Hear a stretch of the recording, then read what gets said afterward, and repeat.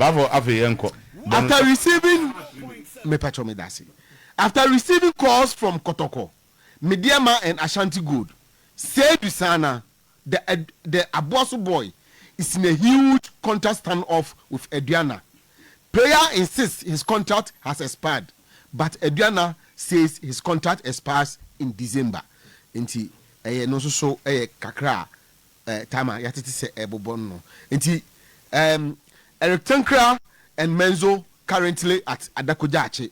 But this time kwale so munyam fi hokra ni a tama omo kwa kohwe na omo work progress a ekoso, then they will return to Accra and then pre-season will kick in. Me say pre-season Kumasi and then like I say omo nya kwa Accra na maka asem was abekan bi. Me say pre-season Kumasi. Oh, say initial name say Accra. I'm giving you latest information. Okay, and I saw from 20 minutes grammar and I'm there. And then I just say, you know, I can't say, Adakojache, no. Minimum, say. Because information about I can't so you know, on your crime, a juma or no. Meaning, the okay, meaning, make us a minimum. And building in number use. Make us a minimum, say. Make us a minimum, no but I'm telling you that whoever told you as a son. The pre-season will take place in Kumasi. Okay. Say and can be. Oh, sir. Oh, would be American. Oh, okay. I don't know. I can't home. If you have once worked with Kotoko and did wrong against the club, don't try to come back. Chairman Sulu wants. They are tossing a car menko a home. Anya media and say, Yeto subiem, obeya me ashe, sesu ene ban no, eye ahohom bonisu, afei, obi baye Kotoko adwuma, no de adwuma no ba wie a, ofiri Kotoko ano abaye tanfo ama Kotoko. Ebi omo kwa ye sopon, ebi wo so a, omo ba na omo kwa, obo sa kutia Kotoko. Maka me sa kambiem. Obi a waye Kotoko adwuma pen, na wajai. Na enei uja Kotoko adwuma abesan ye so aye bibia atia Kotoko a adwuma ne de ma wa amenye enu anu no we and more work up discussions with all right captain young boy more on Chairman Sulu answer working okay how do you start it how is it like send identity you know Kotoko ye one team. There are a lot of people by Asante Kotoko supporters at target but even information queer by say MCC Komu Adakojachi. Okay. Why on no? And you na car ni sisi your name say omo team na o sisi. Okay. We free hoba. Okay. Now Professor Gobeka sana on track the future okay. Second bank no be ana ready so. Any people person trap picture. Okay. After information behind the scenes, but when you know, say behind the scene, go on a day. So that make Chairman Sulu. Oh, then I go to Saban. Oh, my coach check, my coach check. Yeah,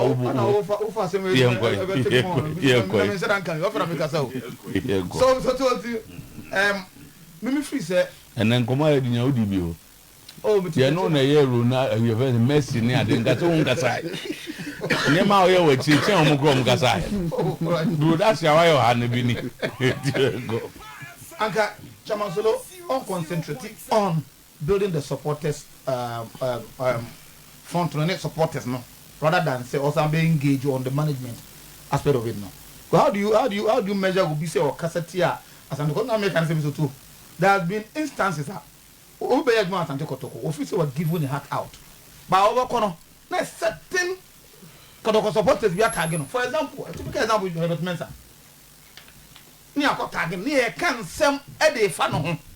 E such person oba obey ni ho anu a. Wo be consider say o yes ankofo na one penetrate amani bank say ngunu fi na na. Mr. Thomas said I didn't say kwa no. I think say Kotoko here peace at this point in time. And then Kotoko go through last season. Now may come to me, they are my kind of maintain say the players Kotoko have and my information is that they are not going to do a lot of changes. Even even though on the add 1 or 2 players we come home, but they're not going to change a lot. Because I think they are going to maintain most of those players now. For example, in summer, Kotoko supporters be last season a couple of players you be home. And they Sabasa players here, and Asante Kotoko. Are they going to change narration about those players, man? A teacher man, me know you are getting what one of my who to try to bring the supporters up. No, make sure that how no concentration. These things are the management and the board decision. I want to say that board na answer number 4 be no so be Mama Asante Kotoko no. They will do a lot of consultation to know the background of a nipa no. So to this present day and age say obi atna your friends say be akase ti Asante Kotoko. But the click of phone button oya ya obetuma nyo. Edipa we kasi na e ka no asem. So the concentration and building the Kotoko supporters no. Our good deeds, so when I only need him come out. Or a lot of good things of us all year. I had discussion with him about I think Friday no. Everything openly. Say if the supporters not a time next year, obetuma ye juma no. Or support no. Unless or be in mind. Enipa every edit to mudino or be in mind that na. And always like okasa na. Let's not dwell so much on it. Let's not dwell so much on it. They will be in mind. So, and when you're bold enough to come out. You see the time of the message. I was say, oh, board to go up on me. Time, no. I'm say a bassa no. Tanzania penny, so a penny. No information. Penny in Kazakwa. They make answer. If you're a leader, you don't speak out of nothing. Of course. And I'm making say because you're a leader, you are supposed to have certain information. Yeah. Intino. Say unimobi na unimobi ne de. Unimobi. Unimobi. So that's why I make us to then can say you go closer to the appointment body no say a board now because we say very good rapport with the board chairman. You get to the board chairman, you let the board chairman know or maybe or recognize oh you see the point. That's all then you gonna and sana was starting to fight the person no. Ekobasa am so you are fighting the Kotoko management member. Abra team no ebia please to work. So we are thinking about the Kotoko 8 position last season omudi and then the Asante Kotoko go through na e do na Kotoko extra. So to you desist from that and my advice is to you know. How so for there no so to me the kakra that I cut 8 minutes my only I'm 30 seconds. I'm in clear 30 seconds. How so for there no. It's not like omunni sika we ko twate kita kofa ni boja e dia banana no have for statement na e say I say all the players na abra afi no ko twate kit nyesa no ko on them to asam do baba sana abade no but so can say what is the ticket in koi and that's not the case. Okay. And that's not the case. Ticket call. House of Folk after arriving at the coach so to the board no they needed to consent to that. The board has done that now finalized and the coach any moment from now the ticket call the coach will return. So it got nothing to do players but and a coach in my ticket in koi so to any issue I don't know how can take it to bring the coach our fan no very the coach in ticket in koi and I'm say the coach is any issue. Okay. And not me that's it Dibo mami jump him now quick one answer yes I will go to okay man come also oh kakra 2 minutes na oniano oh nsema ya brobus has de ne obi oba ne de onko e de area kanina na be ma bo ada no o kakra bi we just ewa oh is omombra omonkasa hawi wo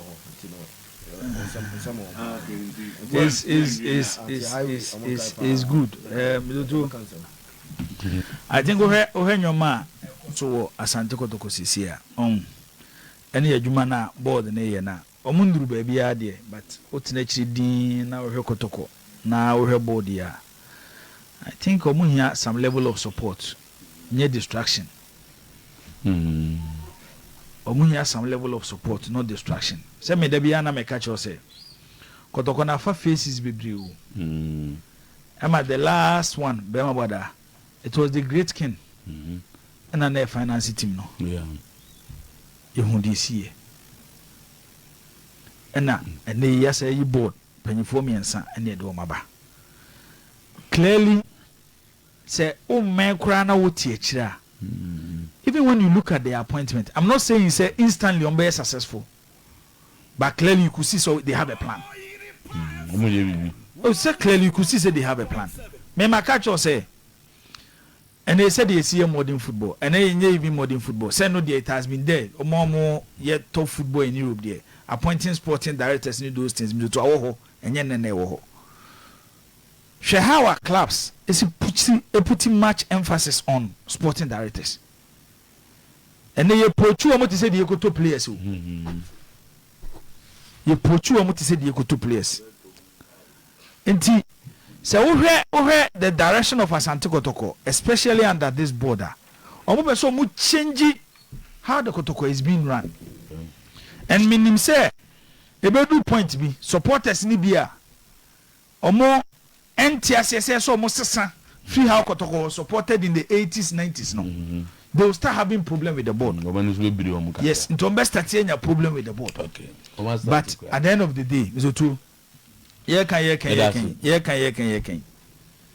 And they shall see. And young one say body by maybe a Kotoko account one city name. Yes. They need to find money. And my castle football ya there by qua to enfound Nisika. And there'll be any Nisika. To so better no say my team was me the music and go on you a good time be on Sabajane. It is a one put two proper structures in place. My only animal check the account, but that's a prime Manade. Zach, Kakrebina, a children, the area. The new Kotoko. For the new Kotoko, about seven new Kotoko. Yeah. There was some similarities. There was some similarities like the House of Folk. Star. Yeah. Oh, you know I didn't some play. Yeah, like me. Say how ticket I didn't go. How I feel supporters no. Unse first no, and your team, and the kind of power that to be in your feel. Oh yeah, Kasempa and could be no. Oh yeah, sure. Yeah, they got to go into me. There be a honor mokon. What's the best channel? A best sad constant one.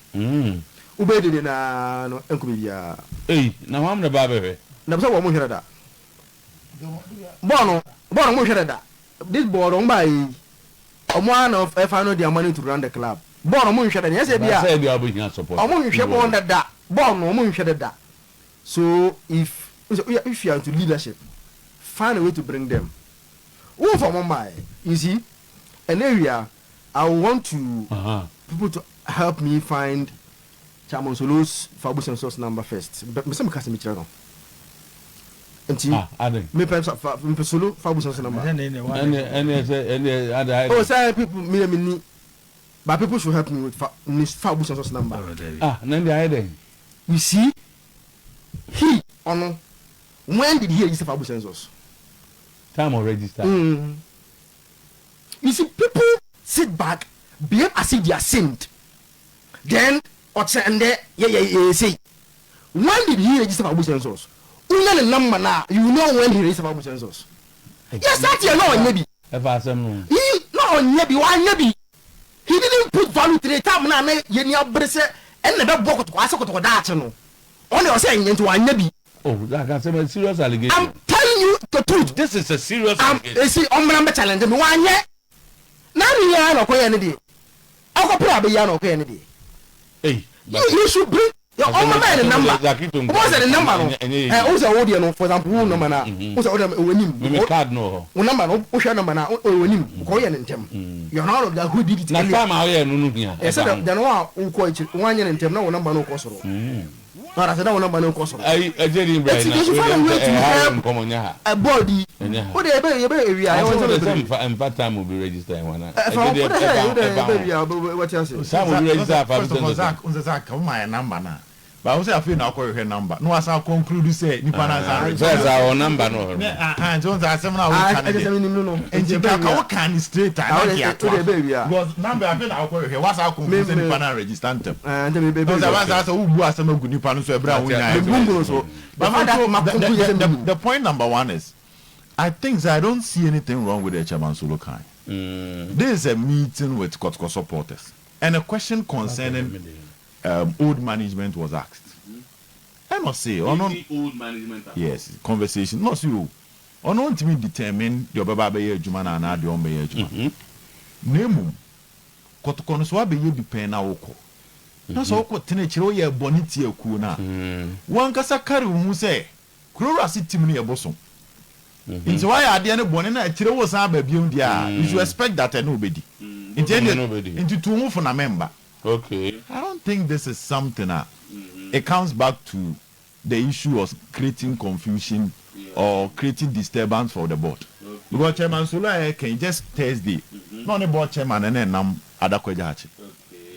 Meaning say Omu didn't come concerning the war project or Mobeto. But he has the right to share his opinion. Say, if you look at yourself and realize, say, why are dear now person Sabanedia?